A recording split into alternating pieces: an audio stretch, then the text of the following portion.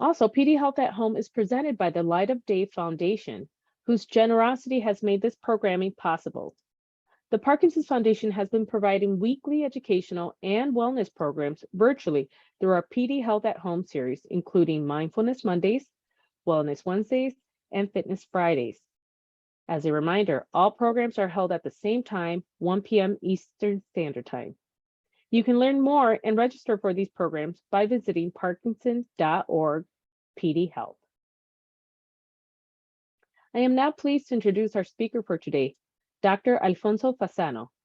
Dr. Alfonso Fasano holds the chair in Neuromodulation at the University of Toronto and University Health Network. He is a professor in the Department of Medicine in the Division of Neurology at the University of Toronto. He is a staff neurologist and a co-director of the surgical program for movement disorders at Toronto Western Hospital, University Health Network, and so much more. Please join me in welcoming our expert presenter today, Dr. Alfonso Fasano. Hi, Jenny. Hi, everyone, and thanks for the invitation. Alfonso Fasano here. Really a pleasure to talk to your community and to help Parkinson's Foundation, which is something that I always try to do. And now I'm going to share my slides. I'm sure you're going to see them. So you can see here not just where I work, but also two pictures, because I want to also say that, yeah, my primary office is at Toronto Western, but I also have a little role in a hospital by the Como Lake in Italy, where I'm from. And interestingly, both places are affiliated to the Parkinson's Foundation. So they are both center of excellence, according to the foundation. And once again, it's really a pleasure to be invited by the foundation to give this type of webinars for people with Parkinson's and their family members. Before we move on, I also want to make a little note about the term that I'm going to use today, the term patient, because I know that out there, a lot of people are feeling that when the doctor says patient, it can be demeaning and there might be reasons people don't like it. You will see that throughout my presentation, I might say it from time to time, patient, and it's a term that I use when I talk about myself as a patient, when I need a doctor. And the reason I'm still using this term, and that's my personal, obviously, choice, is that has to do with where the term comes from. It comes from a Latin verb, patio, that means suffering. But it's not just that, it has also to do with being patient. And anytime you hear words like empathy, sympathy, they all come from the same root. That's why I feel that in reality, it's not necessarily a bad term. I'll try to say people with Parkinson's, but persons with Parkinson's, but if here and there I say patient or patients, please don't kill me. Okay, so these are my disclosures, and I also need to acknowledge that because of the type of work I do, which is clinical neurology, I interact with a lot of industry, and they highlighted here, the industry highlighted here are all players in the field of advanced care for Parkinson's disease. So I might have a conflict of interest, this is what I want to say, but at the same time, let me tell you that since I work with them all, basically, I don't really feel I have a conflict of interest, but this is obviously a matter of debate. So these are the learning objectives for today's presentation. I'm going to tell you a bit more about the progression of Parkinson's, and this is going to be very quick, one slide, as well as the challenges with medications, also very quick, because really I want to focus on the options after medication. And when I say after medication, it doesn't mean that we stop the medications and we use the other options. As I always say, we will take care of your problem, take it, whatever it takes. So we don't want to do a DBS procedure so that you stop the medication. We want to do a DBS procedure so that you get better. And if medications are needed to even improve this improvement, even more, then we will use medications. But then I will also discuss the other options that are on the table when it comes to advanced care of Parkinson's disease. And actually, you'll see all the options all at once, because that is the way I practice. You will see that I will go through 4 steps in identifying the right candidate for the right approach. So a few words about the so-called motor complication.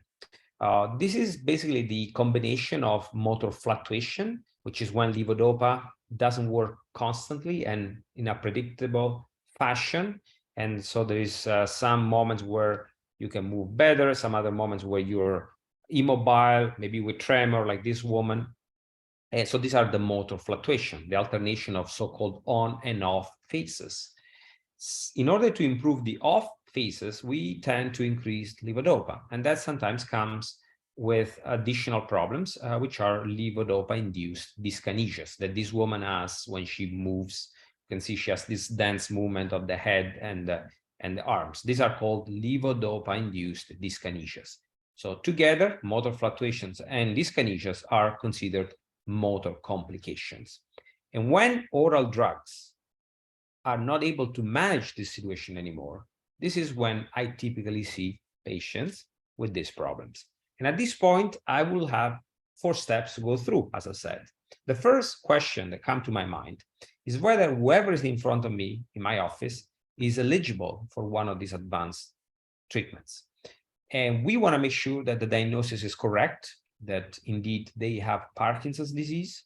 Because if you were to do some of these procedures to someone without Parkinson's, there are some mimickers like multiple system atrophy, PSP, or progressive supranuclear palsy.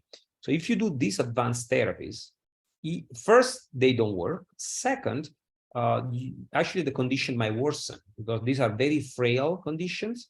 And if you do an operation in their body, then things don't do well. So we want to make sure that the patient has Parkinson's disease, which is not difficult at this point because it's not just having Parkinson's, but also having Parkinson's with fluctuations and or dyskinesias.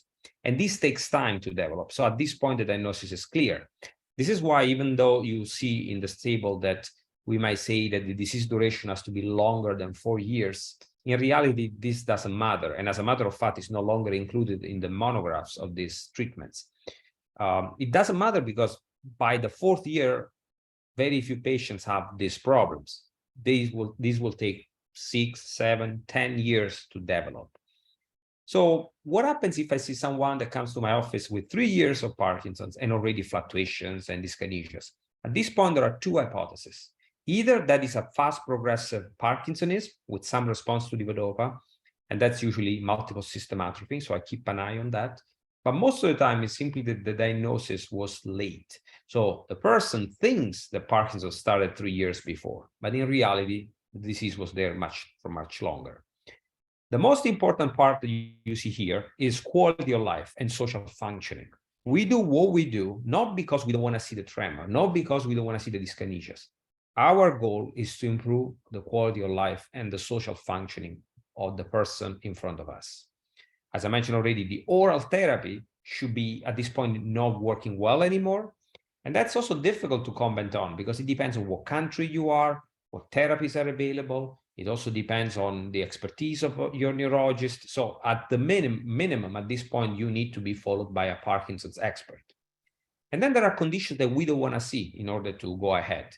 If the person has a short lifespan, maybe has a terminal illness like cancer, or there is dementia or major depression or major psychosis, it's not a good idea to go ahead for 2 reasons. One is because even if we improve the motor condition, the quality of life of this person is not going to get better because there's these other major problems. And second, because this is, again, when the body is frail. And if you do an operation in such body, you might think that you may see worsening. Then there are criteria quite important. A good response to levodopa indicates that the person is a good candidate for these procedures. There are 2 exceptions here. Tremor. A tremor often requires high doses of levodopa, or it doesn't really respond to levodopa. In this case, we don't care because the brain operations that we do will still help the tremor. The other exception is dyskinesias, because dyskinesias are caused by medications. And of course, we don't care because with these procedures, as you'll see soon, dyskinesias are usually improved. But what's also important, and that's why I'm really pleased to do this type of lectures, is patient interest, motivation, the role of the caregivers. We want a family member to be in the picture and to be aware of what's going on and what's available. We don't want to do this in someone who is not really interested in getting better because it makes no sense. We are part of one team. The possible problem, however, is that some people are so eager to get better that their expectation end up being much bigger than we can actually please them with. So excessive expectation, as a matter of fact, it is a problem because someone with excessive expectations will eventually be a disappointed patient after we do what we do. So this is something that we've been talking about in more recent years, the 5-2-1 criteria. This is just basically a summary of what I told you. So if you're taking 5 or more intakes of levodopa a day, if you have at least 2 hours of off time a day, or 1 hour a day of these troublesome dyskinesias, then I'm not saying you need to be a candidate, but it's time to think about these advanced options. And these advanced options in Western countries are basically these 3: deep brain stimulation, levodopa, carbidopa, intestinal gel, that is known in the States as duopa, in the rest of the world as duodopa, and subcutaneous apomorphine. I will tell you something about subcutaneous apomorphine, but in most countries it's actually not available. It's not available in the States, not available in Canada, but this is a therapy that might become available at some point. So assuming that we are dealing with someone who needs an advanced therapy, step 2 is deciding which one to go for. And you already heard about aDBS in the previous slide, levodopa, carbidopa, intestinal gel, and continuous subcutaneous apomorphine infusion. But you also see another column here, ablation. Ablation is another neurosurgical procedure. So it's, again, neurosurgery. But instead of inserting an electrode, we are killing the neurons causing the problem. So we are creating a permanent damage to the brain in those structures where the problem arises, instead of inserting an electrode in that spot to control those neurons without killing them. So this is a very busy slide, and I won't go in detail, but this is just to say that in my mind, and also in the mind of my colleagues, when we see someone for these treatments, we go through this criteria that you see here listed to understand if the person is better off with one or another, or one cannot be done at all because it would be too risky, and so forth. A big one, for example, is age. DBS usually is done in young patients. We can do it after age 70, but it becomes less and less commonly used. And it's also depending on the type of target. Ablation can be done basically at any age. We've done it even people age 80 or even 90 in some cases, especially with the less invasive options. Levodopa, carbidopa, intestinal gel has no age limit. Apomorphine infusion has an age limit because apomorphine is a dopamine agonist and therefore is not well tolerated by older patients. So we tend to do this in younger patients. But age is just an example. There are many other factors that we keep into account. For example, levodopa resistant tremor is actually a good reason to consider deep brain stimulation or ablation, while it doesn't really make too much sense to look into levodopa infusion or apomorphine infusion, because we already know that this problem, the tremor, doesn't respond to these treatments. So this is how the levodopa, the apomorphine pump looks like.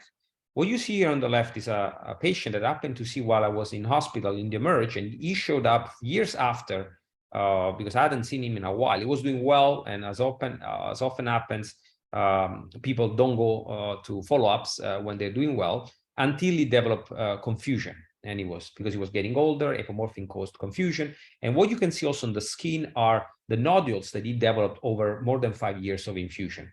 On the right side, instead, you see a young patient that is tolerating super well apomorphine infusion. And I'm looking at his skin to make sure that he doesn't have any nodules, any inflammations, and he's doing extremely well on apomorphine. This is levodopa carbidopa intestinal gel, where you take advantage of two different features. The first one is that this is a pump that delivers levodopa. We know that levodopa works, but being a pump, we can push levodopa slowly at a low dose, minute by minute. The other advantage is that this is infused in the small intestine. So after the stomach, there's a little tube that goes in the jejunum, and this is where there are carriers who take levodopa and bring it to the blood. you might have noticed that after a big meal, or if you take low carb with food, it takes longer for the medication to kick in. And that's because the tablet stays in the stomach delays the process. So that's why in this type of therapy, we want the gel to be delivered after the stomach. And that's the other reason this works. There are two ways to use this pump. The first way is a test. It's inserting a long tube from the nose so that there is no permanent procedure. And this is connected to the pump. This way, the patient and the family and the doctor can see if the medication works. And if it does, we do this for a week or so. And if the patient is actually happy to go ahead, we go ahead and we do the permanent procedure, which is placing a G-tube. And this is where a little operation is required to place a G-tube on the stomach that is later connected to the pump. Most of our patients these days skip the nasojejunal test this first, because we already know, we have enough experience to know when this is going to work. So we usually don't do the first part. But if we are not sure, or if the patient or family members are not sure, we offer the test phase, and then we decide together what's best to do. I don't live for yesterday. I don't live for next week. I live for the moment right now. I live for now. And what's going to happen is going to take care of itself, I think. I can't change. I don't know what's going to happen.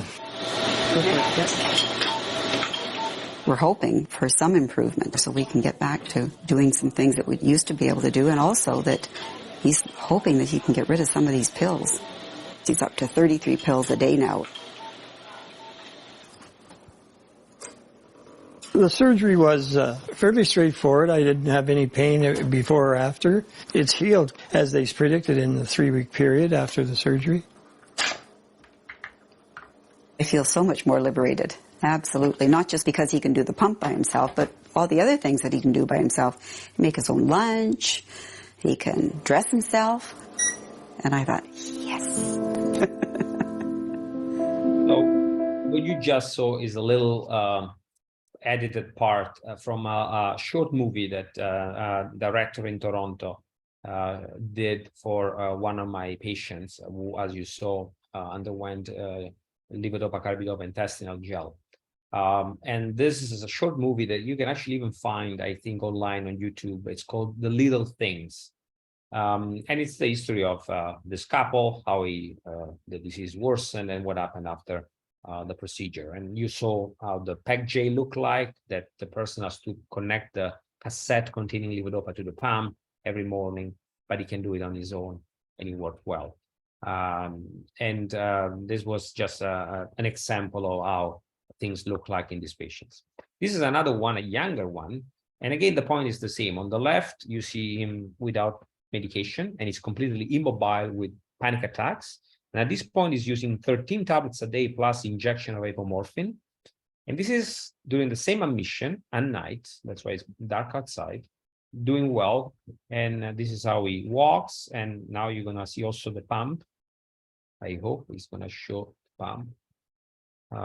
But anyways, this is the pump attached to a bag. And there's a G-tube that you already saw. At this point, he stopped most of the medication. He's only taking the sleeping pill at night. Not everybody can have a PEG placement. There are a few situations where for gastrointestinal reasons we cannot do it, but most people can. And there are no major contraindications because this therapy is actually levodopa. So people are already taking levodopa. But let's say we don't want to do the pump. We want to look into functional neurosurgery, either deep brain stimulation or ablation.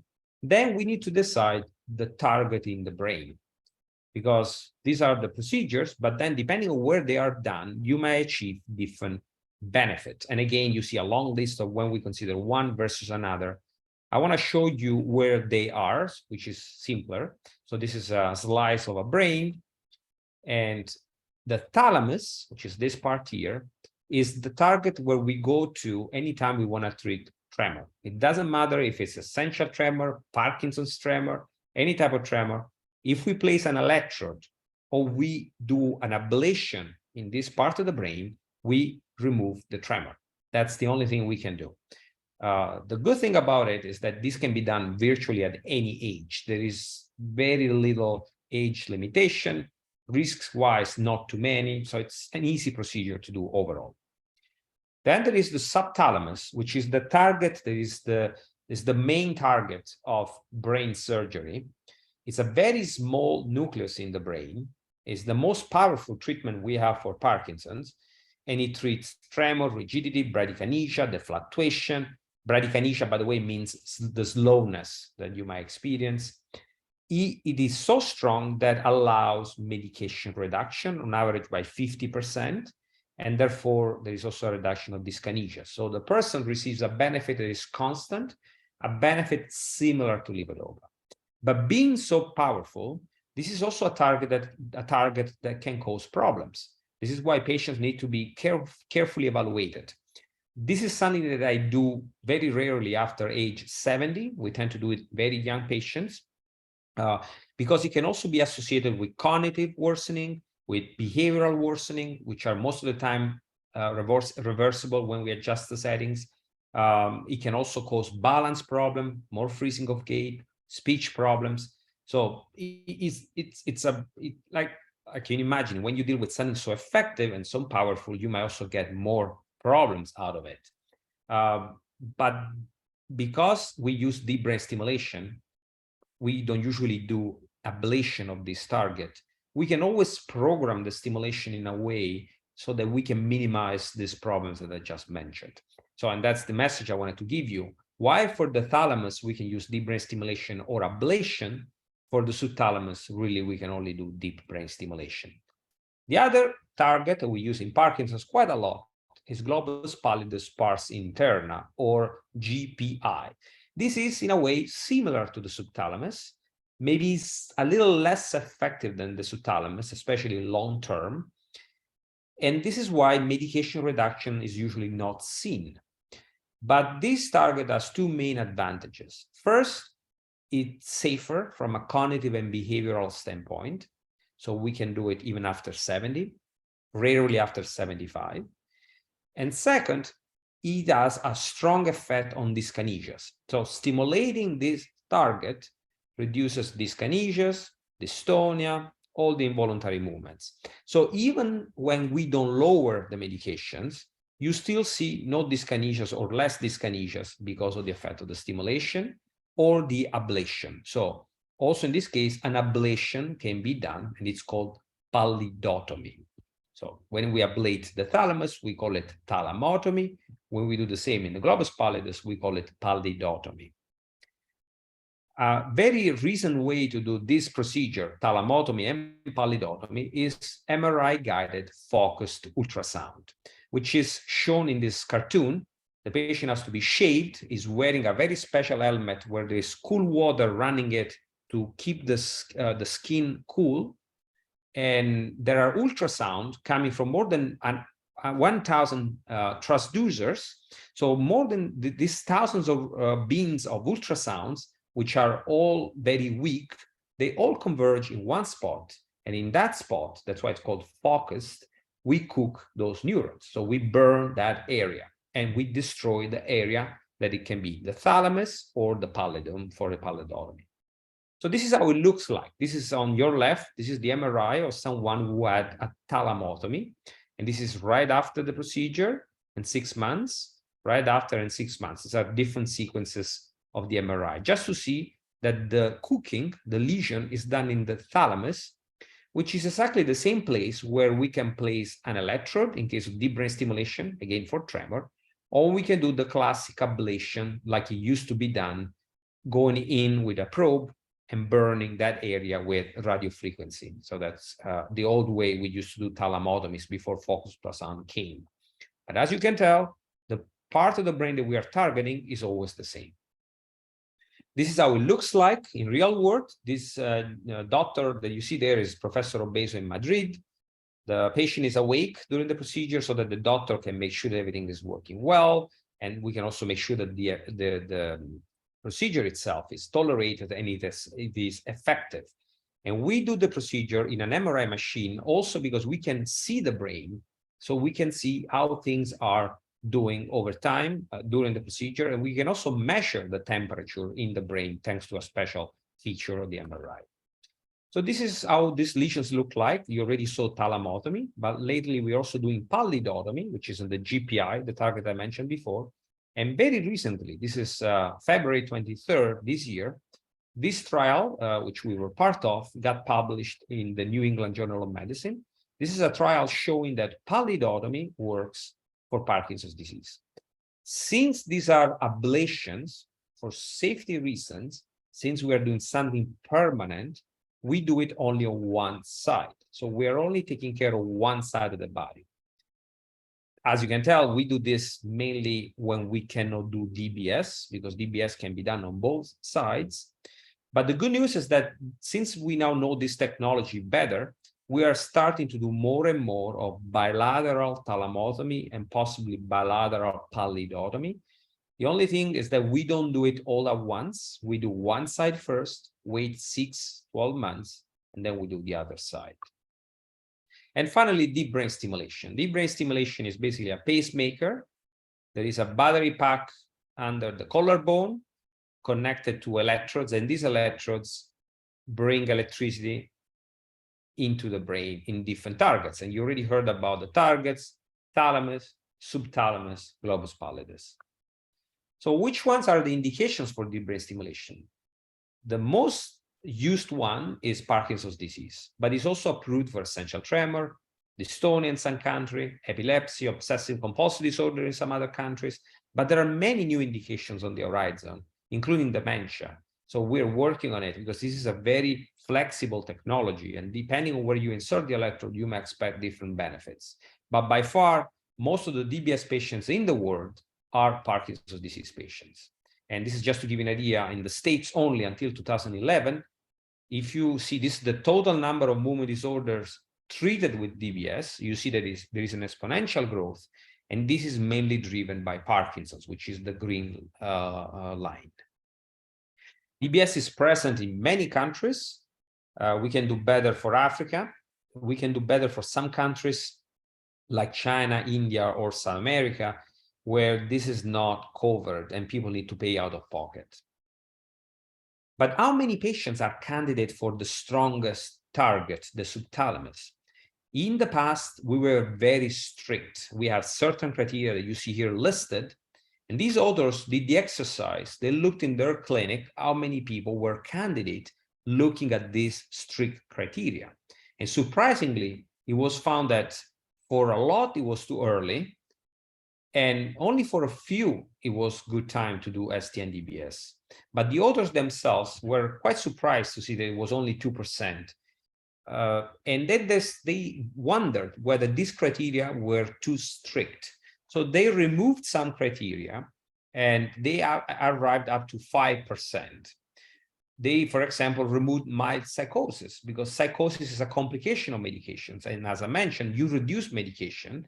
So this is why you might actually want to do DBS in case of psychosis, so that you actually see an improvement afterwards. But this is 2007. Back then, we didn't know a lot of things. And nowadays, some of these criteria really makes no sense anymore. And the prediction is that more patients can actually be candidates for subthalamic DBS. And even if not, there is always GPI DBS that can be used. So this is a cartoon from a paper by Alberto Spayan and Tony Lang, dear friends and colleagues, where they argued that there is no point in waiting to start levodopa and that everybody can start levodopa right away. And this minimizes the overall disability, although over time there are fluctuations and dyskinesias. But they look at the timeline of 5-6 years. What happens if you wait longer? So in another publication, I waited a little longer, and I realized that if you wait a little longer, like 7-8 years, this is when you have disabling motor complications. And now, depending on the age at onset of this problem, you might have different options. If you're young, by the time you have the complications, you might be considered for DBS of the subthalamus or apomorphine infusion. But if you start in a typical age of 65, by the time you are there are not many options, especially with respect to the subthalamus. That is debatable, can be done, but not so safe. But at this point, you still can do the ablation, Levodopa, Carbidopa intestinal gel, and importantly, GPI-DBS, so DBS of the globus pallidus. This is the classic DBS patient because it's young, overall in health condition, just with Parkinson's, tremor, and you can see that this woman did extremely well. These videos are all taken without Levodopa. And you see at the center the same person 5 years later and 10 years later. So when this works beautifully, and it works for years. But not always, as I mentioned, this can be done.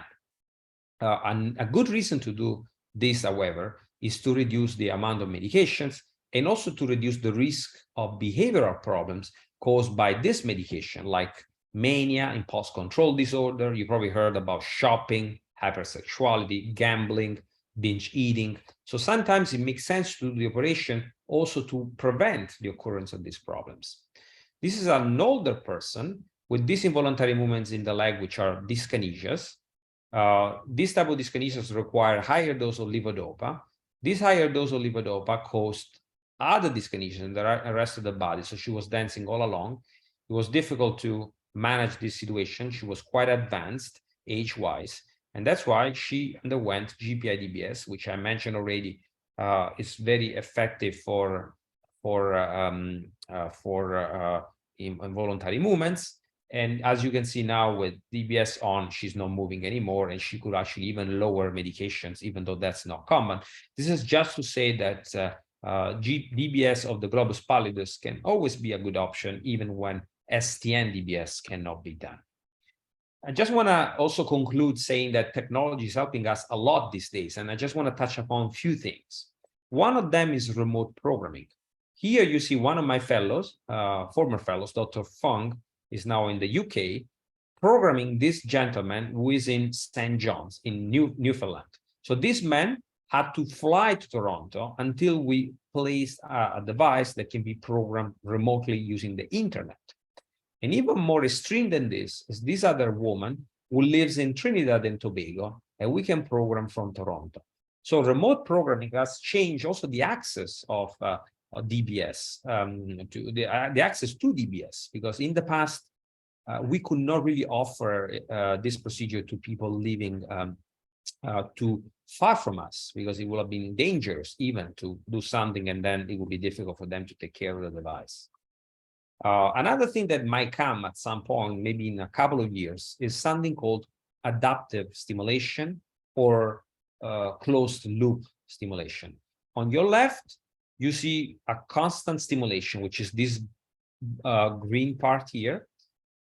But in this particular study, they are not just delivering stimulation, they're also measuring what's going on in the brain. Because we now know that in the brain of Parkinson, there is a particular oscillation of these neurons that we call beta, and we don't want beta. We know that when there is beta, there is Parkinson's. And that's why we use beta to close the loop. And we have created, and now there are investigation, DBS devices that can record the activity in the brain and only turned on when needed, meaning when there is more beta. And you can see here, right and left of the brain, that stimulation is not always happening. Actually, in some moments, there's more stimulation on one side only and no stimulation on the other side. What's the advantage of this? Well, to minimize the side effects of stimulation, because you only stimulate when needed. But I also want you to be cautious, because neuromodulation is a very vast topic. And unfortunately, it's very prone to placebo. Be careful, because you may see online a lot of stories. And some of these stories have no biological explanations. They are not studied in properly done studies. So be careful when you read claims like the ones you see here in this news. This was in Australia, by the way, of a miracle. Always be skeptical anytime you hear about miracle, anytime you hear about something that is extremely safe, anytime you hear about something that works for everything, for everybody. I'm not saying that science is not moving forward, but you need to be careful, because there is a lot of false expectations and false hopes out there, which are really problematic when there is disappointment afterwards. Final step, is the step of when. Step 4, when do we do this? And we've been debating about this for years until a trial answered this question. And the answer is this procedure, the ones I mentioned so far, need to be done as soon as the quality of life and the social functioning are not doing well anymore, in spite of medication adjustments. So there is no point in waiting. As I mentioned already, there is a trial. This is called early STEAM.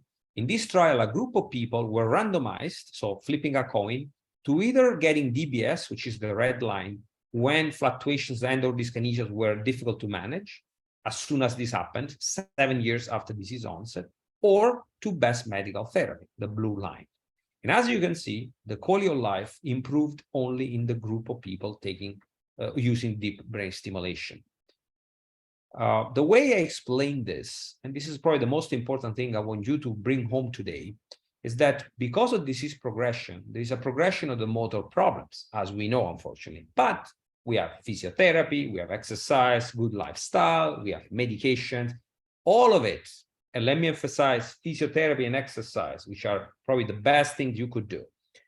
All of these guarantee a good motor control and a good adaptation. For example, you go to work driving instead of going to work with the subway, or you work from home sometimes, or instead of going to the restaurant, you invite your friends over. But this adaptation has unfortunately the tendency to be lost very soon. Think about being fired at work, losing your friends, losing your spouse. At this point, if you do an operation, whatever that is, you might deal with a better motor condition, but the psychosocial environment hasn't changed at all. You move better, there's no fluctuations, no dyskinesias, but this doesn't mean that you go back to your wife or to your husband. It doesn't mean that you get your job back. It doesn't mean that your friends are back. So the job of the doctor, but also your job, is to tell what's going on at home. So it's rather than talking about the tremor and everything, you need to really make sure that you describe the adaptation. Because if this adaptation is about to fade, your marriage is in trouble or your work situation is in trouble. This is when you need to consider the procedures that I mentioned today, because this is when you have together an improvement of the motor problems, but also a restorage of the psychosocial condition. And this is going to work. It's going to be effective, hopefully without problems, without side effects. For how long? This is a common question that I get. It depends on the type of disease you got, because this is all I mentioned today is very effective, but it has no effect on the progression of the disease. What makes more sense in terms of progression is how much exercise you've done, how much you're taking care of your body and your mind. That is going to make a difference in the future. And actually, sometimes DBS gives you the opportunity, or other therapy gives you the opportunity to do more exercise so that you can help yourself more. That is going to predict what's going to happen in the future, but everybody's different. So it's difficult to say what's going to happen patient by patient. For sure, DBS or the other therapy I mentioned are symptomatic treatments. They are not curing the disease. And therefore, the disease, unfortunately, will still progress. Although I should say that over the 20 years or more that I've been doing this, I've been speaking with a lot of people, a lot of patients, and I'm regularly seeing people that have been having Parkinson's for 20, 30 years. And they're there with me in my office because they, at some point, decided to go for one of these procedures. Quality of life might not be the greatest, but they are with us, they're alive, they are still having an enjoyable life in most part. And this was possible because of these advanced options that we discussed today.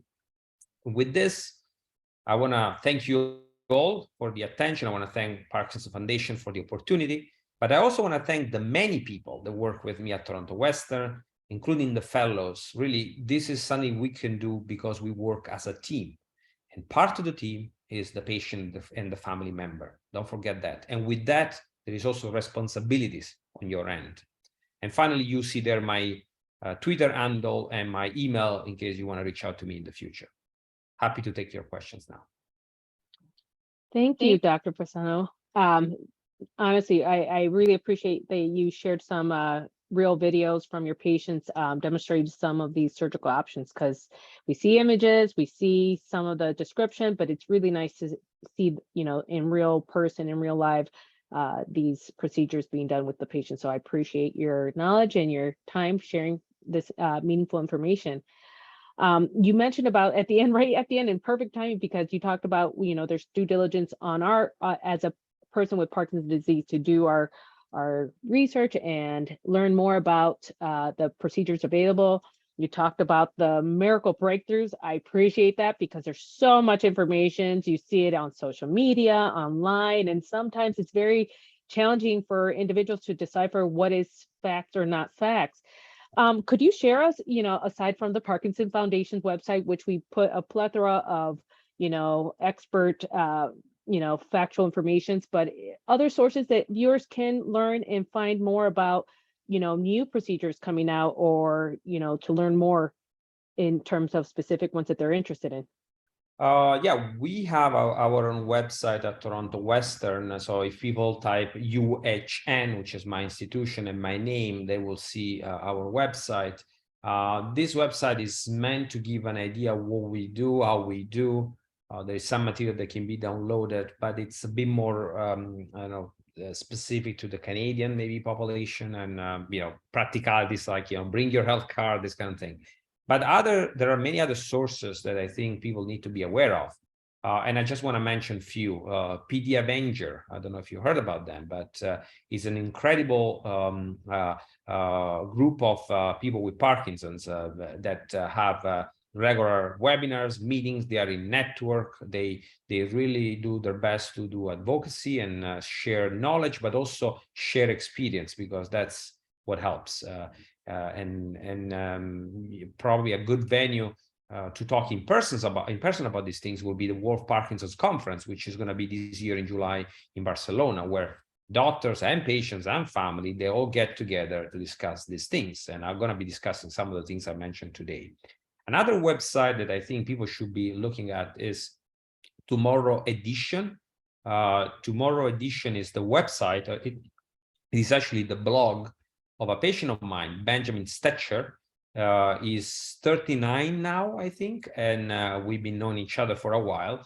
And he's decided to spend his life and his time going around the world interviewing researchers. So he's met basically everybody and worldwide. And in his blog, he talks often about what he's learned talking to these doctors. And he's a patient advocate, and more recently he's undergone deep brain stimulation, and he's been talking about the experience of deep brain stimulation and what it meant to him. And we just completed a book. We wrote a book, the two of us, to describe the process, the experience, the relationship, which is very important, and hopefully will be in the bookstores, the best bookstores soon.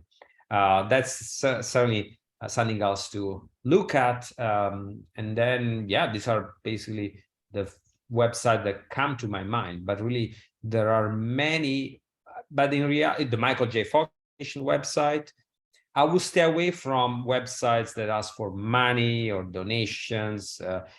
Internet is a very democratic tool, and as such, you can see anything. So be careful what you see online.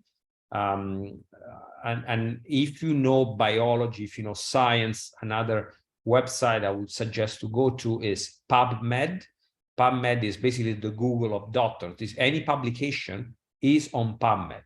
So if you want to know, if you hear that there's this special chair that vibrates and treats everything, go on PubMed and you write vibrating chair, Parkinson's, and you see whether something is being published.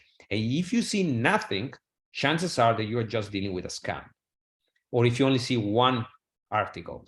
If you do the same for deep brain stimulation, you will see thousands and thousands of papers.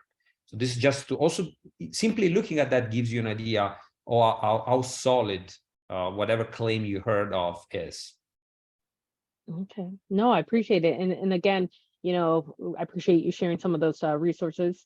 As I mentioned, the Parkinson.org, we also have a slew of information, which is peer reviewed, and we heavily rely on the experts of Parkinson's disease to develop some of these factual information. So again, do your due diligence of research and learning more about these procedures available. Now, in your opinion, what is the surgical procedure of choice in patients with Parkinson's disease? For instance, which has been most effective to help maintain function?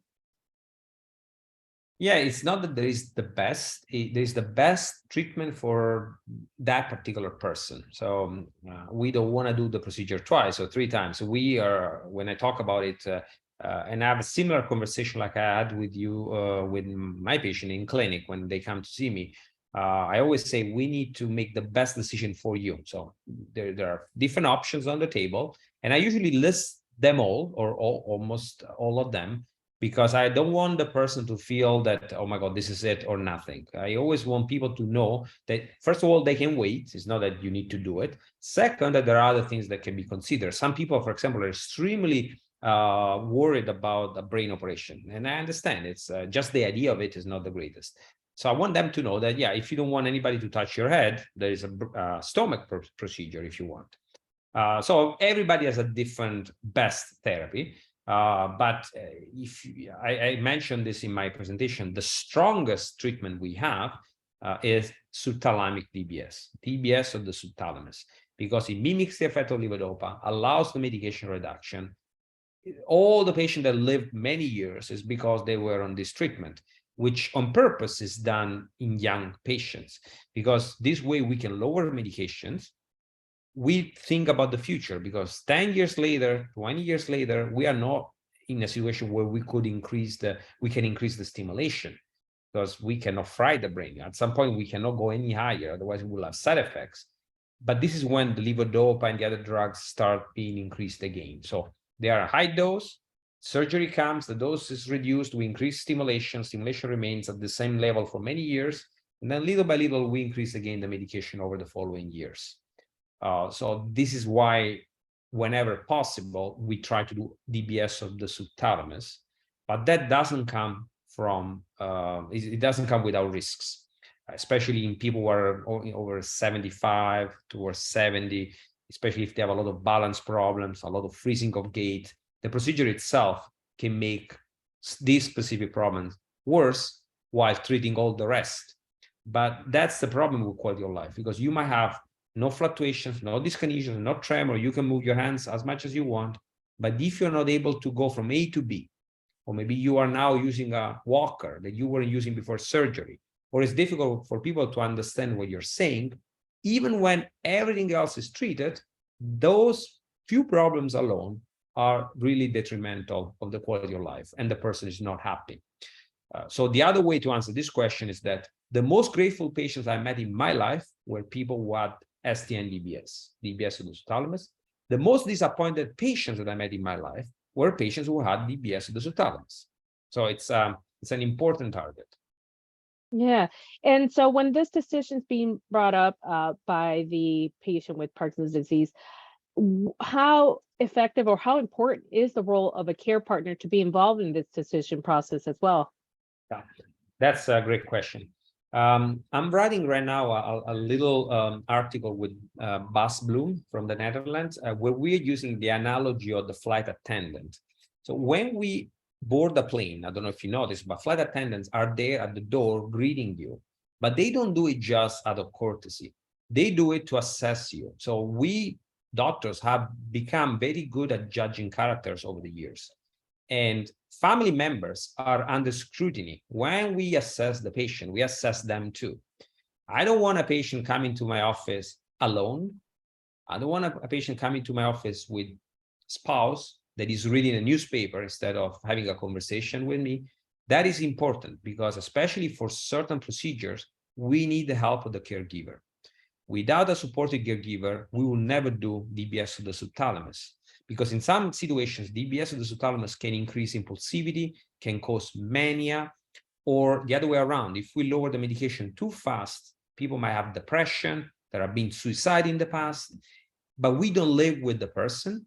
we don't know the person that well. Sometimes it's difficult to disentangle how much of the happiness that we see in the clinic is because the patient is doing better or because the patient is manic.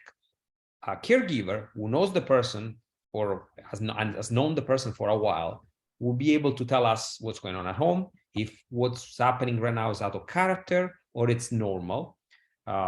Just an example, a few years ago, I met a very grateful patient who said, after this appointment, I'm going to buy a boat.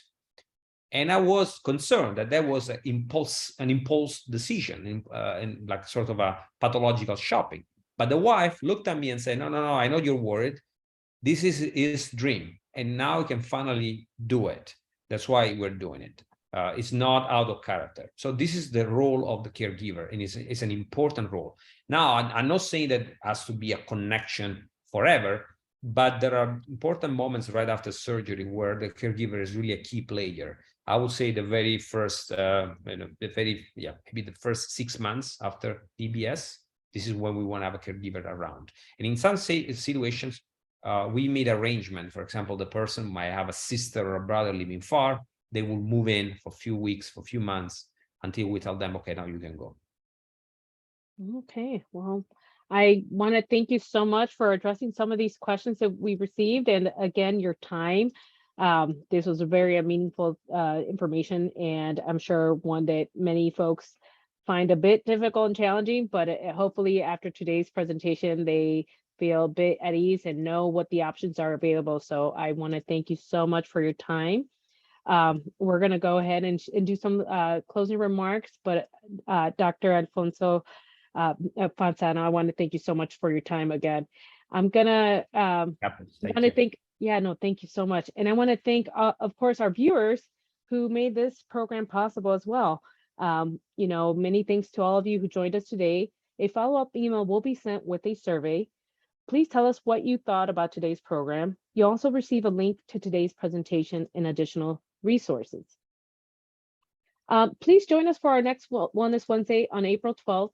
We are hosting the second episode of this year's expert briefings, A Balancing Act. While aging may put us all at an increased risk for falling, people living with Parkinson's disease have twice the risk of their peers. Falls often result in injuries ranging from minor cuts to serious fractures, impacting mobility and quality of life. Learn how freezing and other movement and non-movement symptoms can contribute to falls and how to lessen the risk. Learn more and register for our other PD Health at Home events at parkinson.org PD Health. And again, if we weren't able to get to your question today, please feel free to reach our helpline by calling the 1-800-4PD-INFO or email at helpline@parkinson.org. You can use that same contact info to order our free resources, educational book series, our hospital safety kit. Again, it's a great source to find and learn more of our blogs and information and fact sheets to learn about specific topics that you're interested related to Parkinson's disease. We want to thank you for joining us today and look forward to seeing you at our next PD Health at Home event. Until next time, have a wonderful day.